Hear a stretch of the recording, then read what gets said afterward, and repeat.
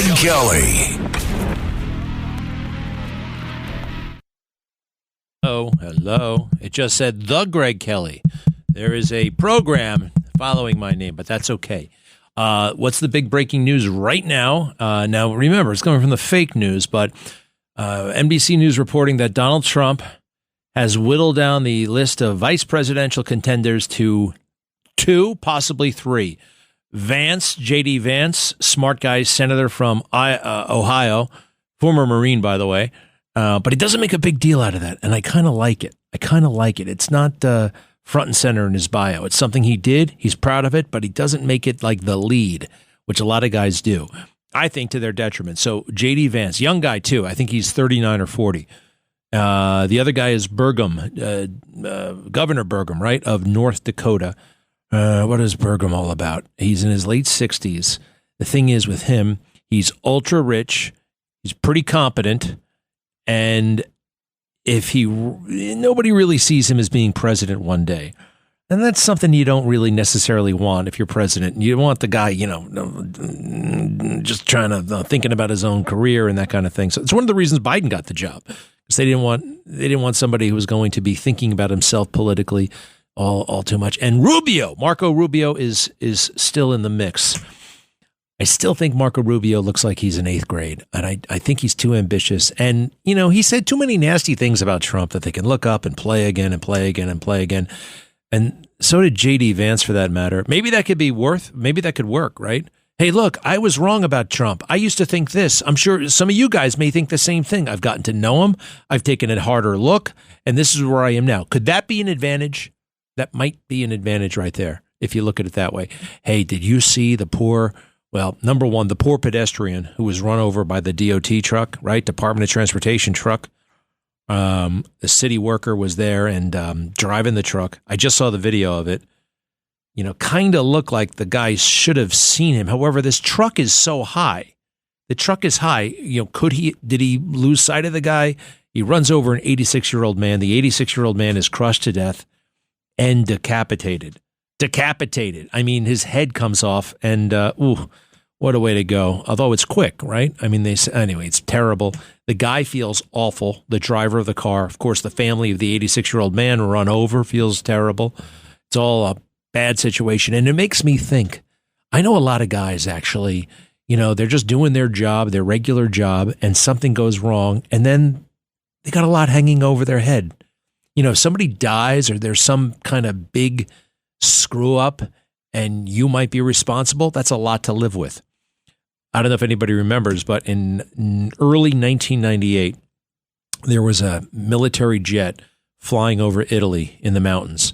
It was an EA-6B Prowler. There were 4 guys in that jet, and it's on military maneuvers.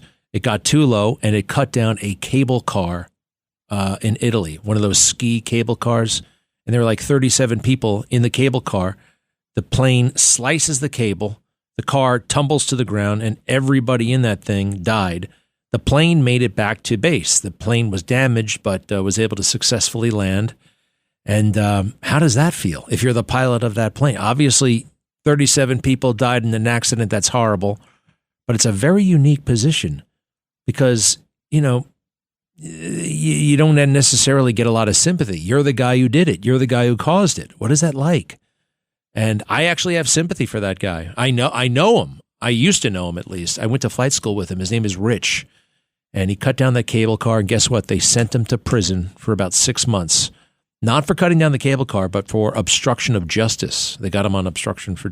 But what is that like, living with that? Do you think about it every day? Probably not. At some point, it fades away. What if cops have to shoot people? What is that like? What does that feel like? It's a lot to live with. Even if it was totally justified, right? What if you made a mistake? Remember that lady up there in, where was that? Was it Ohio? No, Minnesota. She went for her stun gun. She's like, I'm going to tase you. Instead, she should have said, I'm going to shoot you, because she shot the guy as he was escaping in his car, and he crashed into a pole and died, and he died from the gunshot wounds. The accident didn't help. What does that feel like? She went to prison. So, these are regular jobs, being a cop, working for the Department of Transportation. but there's a lot of responsibility, and if something goes wrong, that's a lot to deal with, a lot to have to go through.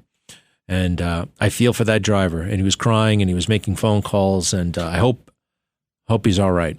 I do. And condolences. People get hit by cars, but you don't think too much of. Well, you know what I mean, right?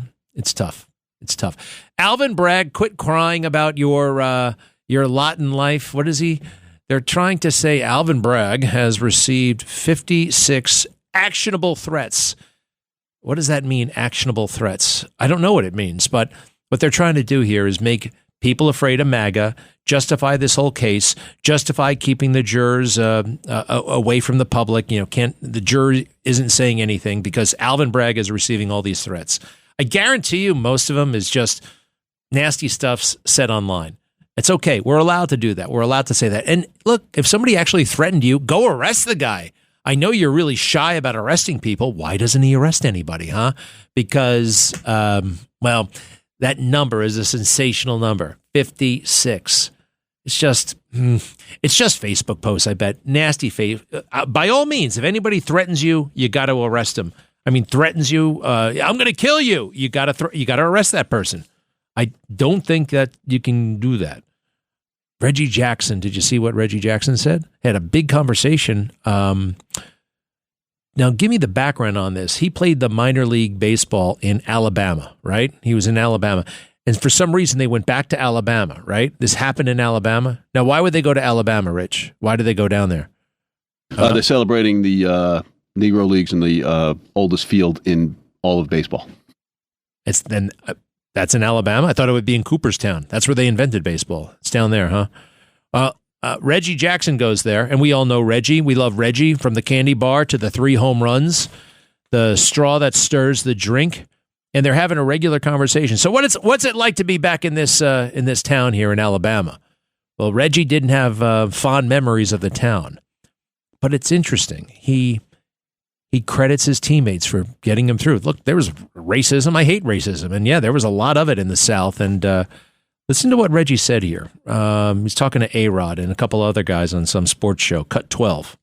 Reggie, the baton has been passed for over a century here. We've been talking earlier about if it wasn't for the Willie Mays, the Jackie Robinson, the Reggie Jacksons, the 3 of us wouldn't have an opportunity to play.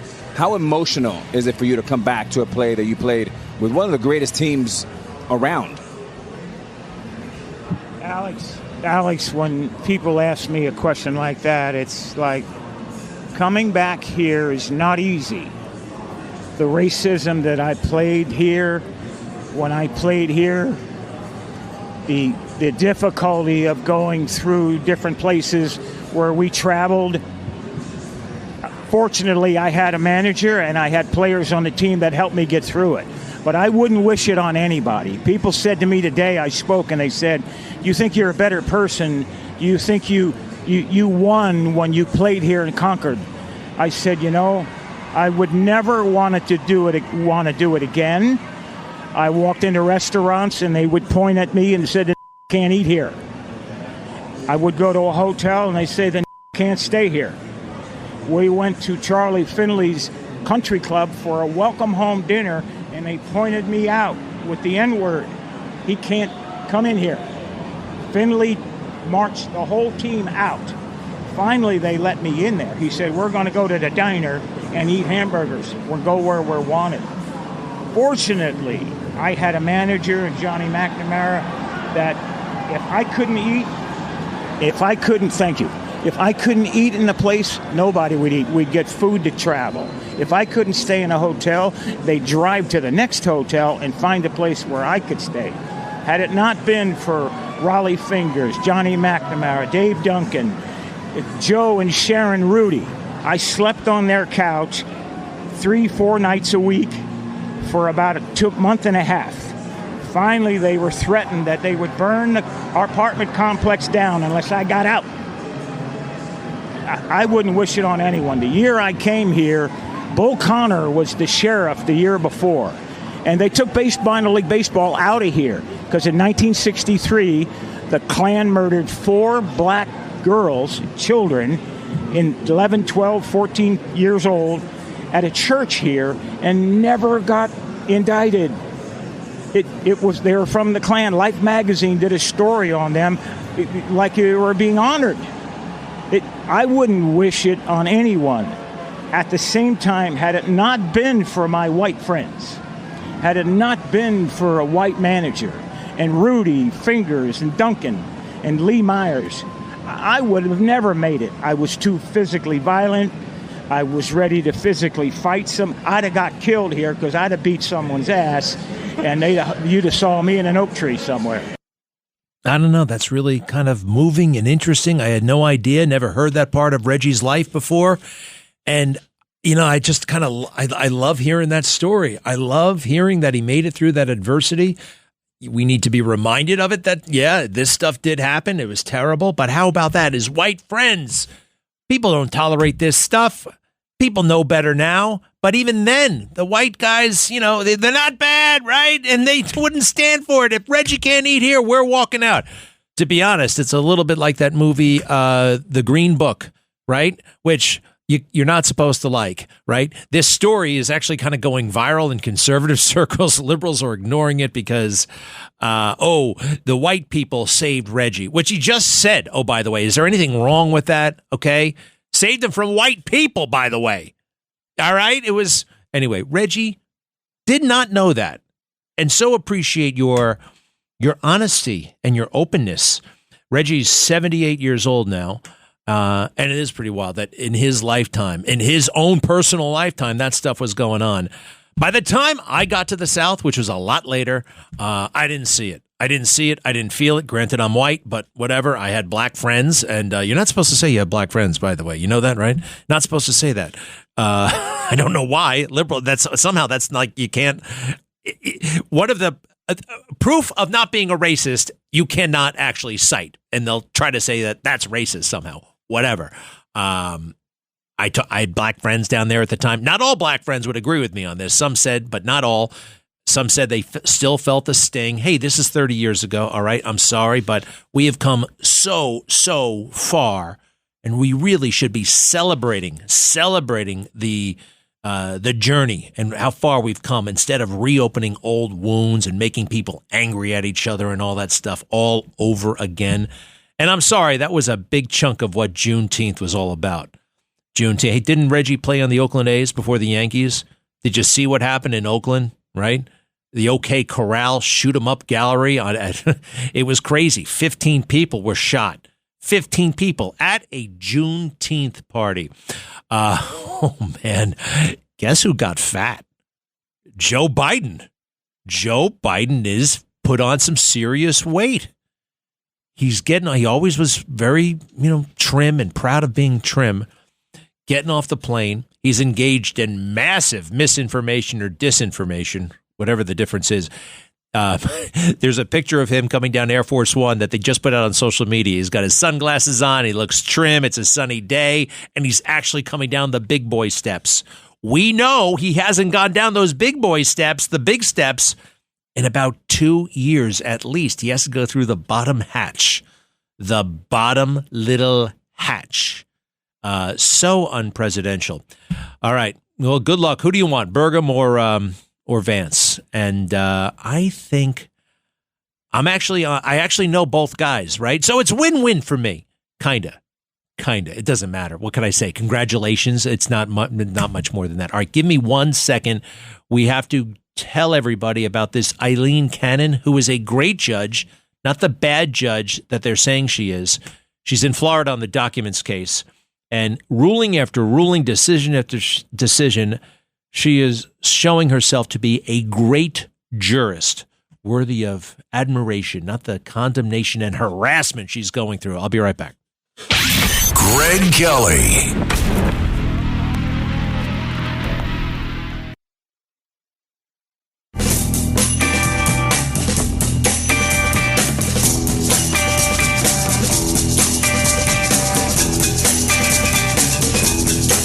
This is the Greg Kelly Show.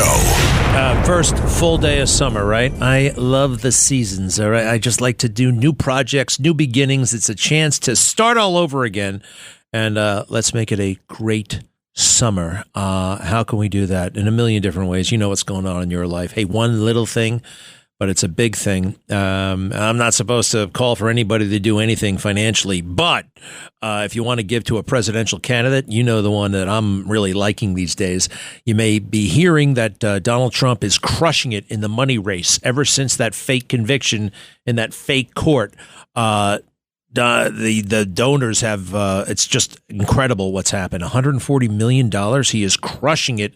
Joe Biden just vanquishing him in the money race. Now, there are major billionaires stepping up. This guy, Tom Mellon. Have you ever heard of him?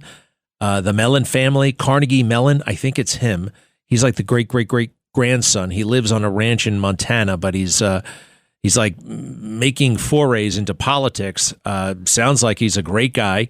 And he just wrote a check for the Trump super PAC for $50 million. Now, that is fantastic. It's huge, game-changing money. But you know what's even better? The little donations, right? Now you kind of get, in the world of politics, you're not supposed to get too excited about the big donors. You get really excited, though, about the people who are giving $10, $20, because if enough of them give, and they give 10s, 20s, 30, 40, 50, $100 million, that just shows such commitment. And these people are going to come out and vote. I mean, Tom Mellon, great guy, but he's one vote. All these other people, that shows a level of commitment. It is coveted. It's more coveted than the rich guys. People like us, small donors, right? That's where it's at. So don't sell yourself short about what kind of role, what kind of impact. The other thing we're supposed to do, and Charlie Kirk has really popularized the term, what's it called again? Low propensity voter. A low propensity voter. That means somebody who doesn't normally vote, but could be, encouraged to vote this time. Just might come out and vote this time around, and everything's on the line. A nightmarish situation in America. Did you see this video from Detroit? So apparently it's real. At first I thought it was fake. Two highly distressed women. They are dressed like prostitutes, but they have a lot of miles on them. Just listen to what happens here. Go ahead, please. Okay. This is, who is this to you? This is my mother and my sister. Why you say it's your mother and sister? Because her father raped her to have me. Her father raped her to have you? Yes. So that's why in the interview you kept saying, this is my sister and my mother. Yes.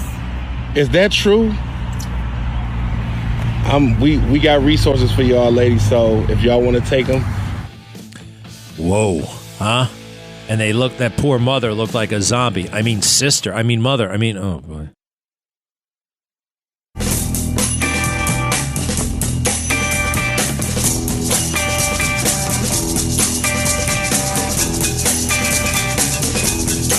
You're listening to The Greg Kelly Show. Did you know that Chief Madry, the chief of the Department of New York City, was in all kinds of trouble? They're like, the trial has been delayed. He hasn't been arrested. It's an internal trial. The word is he showed up. A friend of his was being harassed by a bunch of kids, and that friend found the kids and kind of waved a gun at them, saying, you better not do that again. And he was arrested for that. Now, Chief Madry went to this precinct and said, let him go. All right, just let the guy go. And I, quite frankly, don't have a big problem with that. He's a friend of his. They were harassing him. Your right to bear arms. It's okay.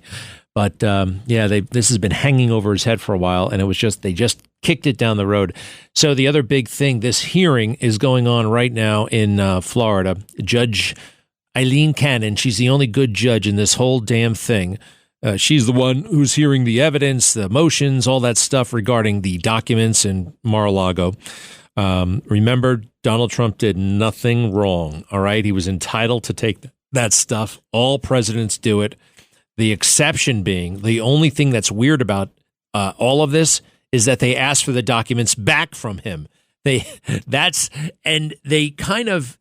have incriminated themselves.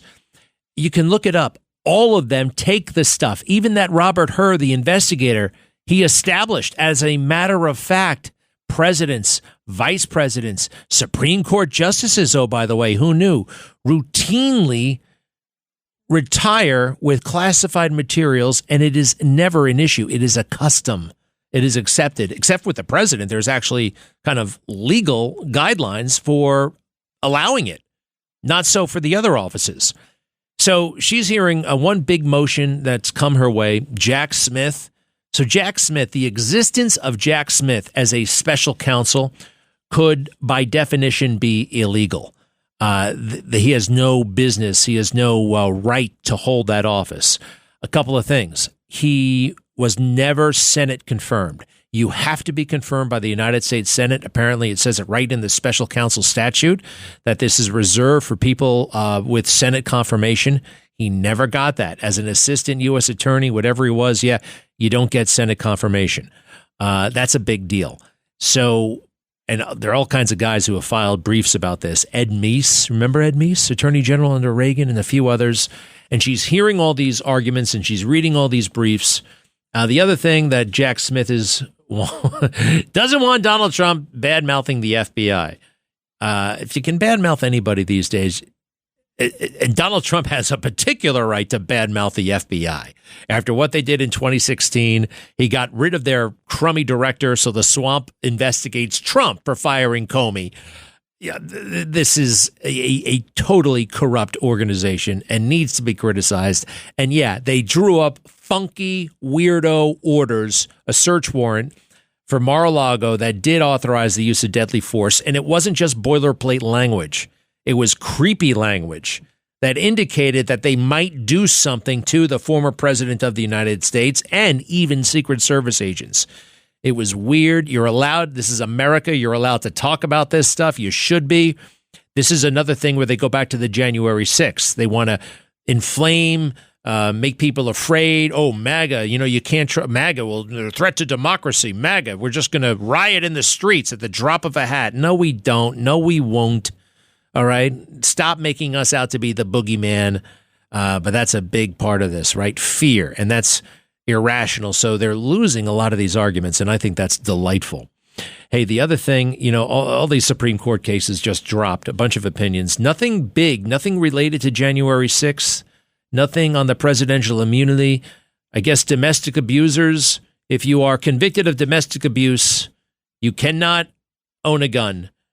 Is that the worst thing in the world? I think I can live with that. Yeah, sure. 8-1, they ruled. They upheld the law that said you can't have a gun if you're convicted of domestic abuse. I think that's fine. Now, Clarence Thomas dissented, respectfully so. He even said respectfully on constitutional grounds and what the Second Amendment says or doesn't say. He doesn't want anybody to be hurt. He doesn't, but he ruled against that. But the ruling, he's the dissent. 1 versus 8. I love those 5-4 decisions. Smartest people in the world. Well, at least the most credentialed, right? Yale Law School, Harvard Law School. They disagree, and they'll look at the same law and see it saying opposite things. So when people tell me, you're entitled to your opinion, but not to your own facts, people view the world differently. They just do. It's fascinating. The fact is, the Second Amendment has these words. What does it mean? It's open to all right, stand by. I think it means everybody gets a gun if they want one. With reasonable, it does say well-regulated, reasonable. Hey, the other thing here, all right, the state has adopted a novel. This is a hint. This is a hint from the Supreme Court that any judge who sentenced somebody who just walked around the Capitol to 5 years in jail, or a judge who sentenced a man, and this actually happened, to 7 years in jail for walking around the Capitol, but leaving all of his Molotov cocktails in the trunk of his car. He didn't throw one. He didn't light one. Good. He thought better of it. He got 7 years. We actually had people in Brooklyn lighting and throwing Molotov cocktails at police cars and policemen. And after, 4 years later, they finally got 6 months in jail. Finally. I read the judge, too. The judge was apologizing for sentencing them. Let's see here. Sentencing enhancement. That's what they've used in January 6th. Sentencing enhancement. that purported to allow a judge to impose an even longer term of imprisonment after finding, by a preponderance of the evidence, that the offender's crime was motivated by racial bias. Relying on that statutory authority, the sentencing judge ordered the defendant to serve 12 years in prison. This court found the sentence unconstitutional and did so for a by now familiar reason.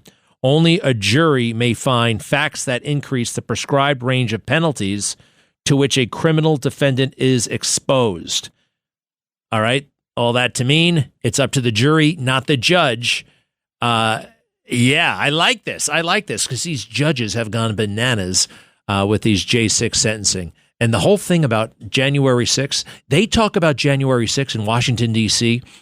the way we talk about 9/11, right? It's like that big a deal. And anything associated with January 6th, if you looked at the Capitol on that day, you know, they're going to throw the book at you. Supreme Court, it looks like they're poised to correct this horrendous injustice. So the debate is less than a week away. R.F. Kennedy Jr. will not be in the debate. I'm actually glad. Look, I don't have time to screw around with RFK Jr. I like 3 of his ideas. The rest of them are pretty kooky. He's actually I don't want to say decent guy.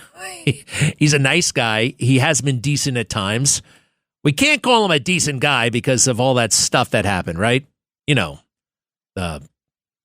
his ex-wife and it got very, very messy there. But he's not in the debate, and I think that's good. Trump doesn't want him there, and neither does Biden, by the way. Cut 10. It appears that both President Trump and President Biden are afraid to debate me, and their campaigns are colluding with CNN to keep me off the debating stage. Hi, I'm Robert F. Kennedy Jr., and I'm running as an independent candidate for President of the United States. The 2 other candidates don't agree on much, but they do agree about exit from that stage.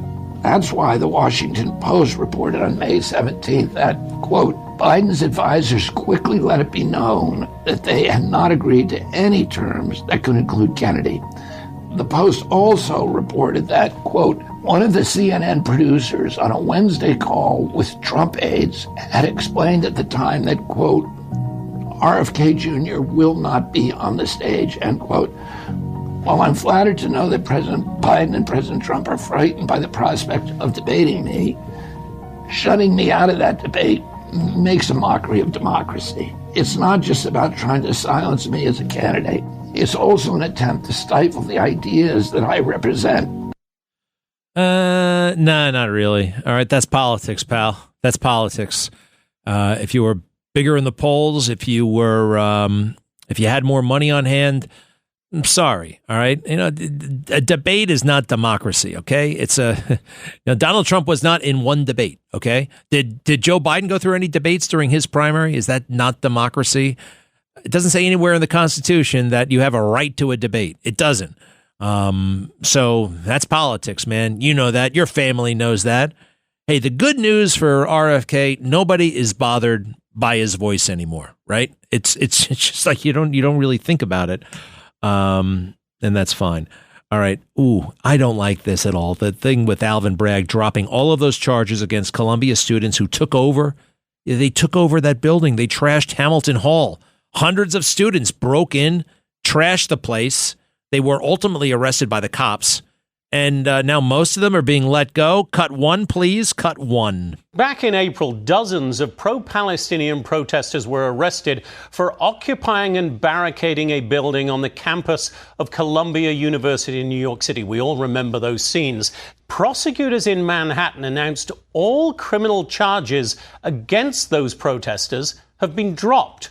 We're joined now by pro-Israel activist Dr. Sheila Nazarian. When you hear something like that, all charges dropped against all of these protesters who occupied barricaded buildings, caused police officers to have to go in there in SWAT gear to get them all out, what kind of message does that send to these protesters? The message to the protesters is what you did was fine. It's just like your children. If you don't hold them accountable and you don't set boundaries, they keep pushing further and further to see what they can get away with. That's number one. Number two is it's almost like a message to everyone else that Columbia wants this almost to be the behavior on campus, that maybe they don't want anti-Semitism to go away on their campus, and maybe they're just comfortable as the status quo, and this is how they want their professors to behave. This is how they want their students to behave. They are telling us they don't want to get rid of anti-Semitism on their campus. Well, it's Jonathan Hunt and Dr. Sheila Nazarian. It's true. And how can he get away with this? How can he get away? Growing up, I remember there were more Jews in more Jews in New York City than in Jerusalem. This is happening. And right now, man, Kathy Hochul, she's totally right. This guy is so fireable, it's not even funny. And she has the power to do it. Once again, Cuomo, thanks for nothing, okay? You made this dimwit lieutenant governor, okay? You brought this on. And oh, by the way, you didn't have to quit. As bad as you were, you gave us her. Wow. And now you're thinking about becoming mayor, huh? You really going to do that? Are you really going to do that? My big beef with this guy, he's no sexual predator, as you know, but that COVID stuff and that book, $5 million for himself. Who would do that other than a crazy person? Yes, Kurt, hello. Hey, how you doing, Greg? Fine. You were talking about something earlier about Alabama. I forgot what it was. I wanted to say this because it brought something into my mind. I lived in Alabama for about 6 months, and I had a girlfriend. She was black. She had a son from another relationship that she was in. Hey, what year was this in? Huh? What year? About 1998, 2000. 1998, 2000. Interracial couple in Alabama. Yeah, that would definitely turn heads. Yeah, and I got out of my car. Well, we all got out of my car, and we were going into the store with the baby boy Stephen. All right, and the ugly look, the ugly hateful look that woman gave us. I thought about that, and I told her. I said, I bet you go to church on Sunday. You got a dirty look from a woman, and you said, I bet you're going to church on Sunday. I bet you go to church on Sunday. Well, I know. I mean, she didn't say anything. She just gave you a look, right? The most horrible look. I know, but what are you, a mind reader, Kurt? Come on. All right? I mean, come on. Yeah, look, people have evolved, all right? And that's the thing. When you say something like that, you penalize people for trying. I don't know. I tell you, you go to church, you actually say you're a Christian when you make this mistake. I mean, I guess there's a place for that too. Well, Kurt, what happened to the relationship? Oh, well, that ended after a while. Anyway, there was, she was quite a few years younger than I am. I got, it's just, like I said, you started seeing other people and the relationship came to an end. I understand everything. Well, so the point is what? There were no other people involved. The relationship just deteriorated. My health isn't good these days. I'm 75 years old, man. I mean, it's just not. It doesn't work anymore. It didn't work anymore. It just it happened. It just happened to go south. Oh, south. Go south. Yeah, right. All right. Well. All right. Well, what? You okay though? How's your mood? I get by. I have I'm a COPD, fibrillation. I got high blood pressure. My heart is just.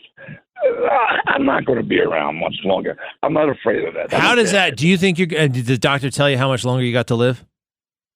No, they have not. Well, I got to tell you, man, we can turn this around. I mean, you kind of like resigned to you're only 75. Yeah, but Craig, all right, only. Yes, all right, only. But when you have conditions like the ones that I'm going through, how long do you think you're going to be around, man? All right, Kurt. All right. No, I understand. Well, let's forgive the woman who gave you a dirty look all this year. I'm sure she learned, we can, right? You want to forgive her? Let's forgive her. I don't know that. I don't know if she ever learned. Well, I know, but I mean, look, she didn't say anything. She just gave you a look. I mean, you're not a mind reader either. We got to, Kurt. All right, listen, thanks for calling. It's an interesting story from the past. I hope everybody's fine, and especially you. Is there anything we can do for you? No, not necessarily. But Greg, all I'm saying is you could just tell the hate on her face. You could just see I know, but it was like, okay, but it's a long time ago, and what are we going to do about it? It's almost 30 years ago. It's the South. It's a different thing, right? Right? I mean, the people have learned. Hey, Barack Obama, product of an interracial relationship, got married. He became president of the United States. So just because you got a dirty look 30 years ago doesn't really mean anything anymore. That's what I think it doesn't really matter. And people do make mistakes, and people do evolve and learn. So let's cut her some slack wherever the hell she is. And thank you, Kirk. Goodbye. Greg Kelly.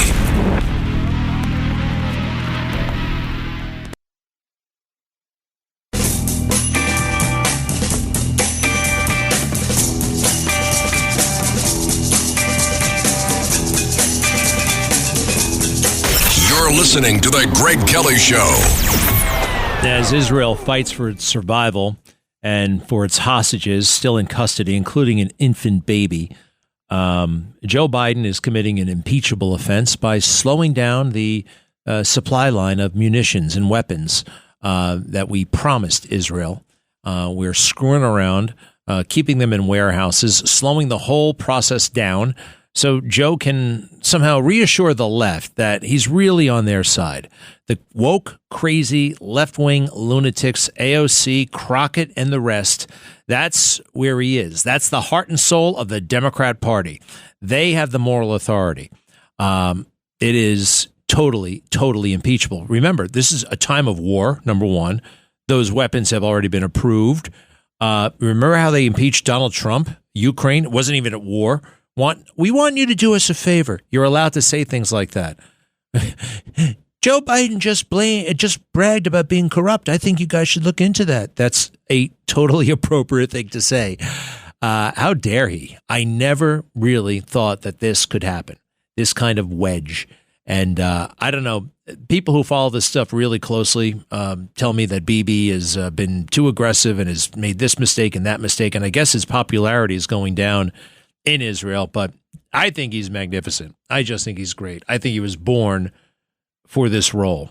Totally. Hey, Newt Gingrich, one of the smartest guys we know, former speaker. He really is an amazing encyclopedic mind. One of his best subjects is zoology. Yeah, he knows everything there is to know about animals. Cut 7, please. Cut 7.